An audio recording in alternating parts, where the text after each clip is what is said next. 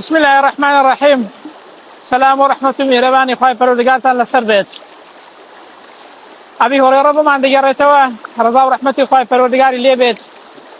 دفرمي پیغمبر فرمویتی صلی الله علیه و سلم آیا اگر هر یک لایوا روبارك ببردمی مالکی دابێت ڕۆژی 5000 خۆی بشوا لەو ڕووبارە ئایا هیچ پیسێکی پێوە دەمێنێت؟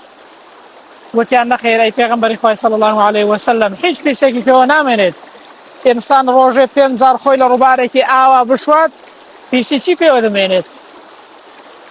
پێغەمبەر فەرمووی صلی الله علیه و سلم ئەوە نمونەی ئەو پێنج نوێژە فەرزەیە کە خوای گەورە فەرزی کردووە.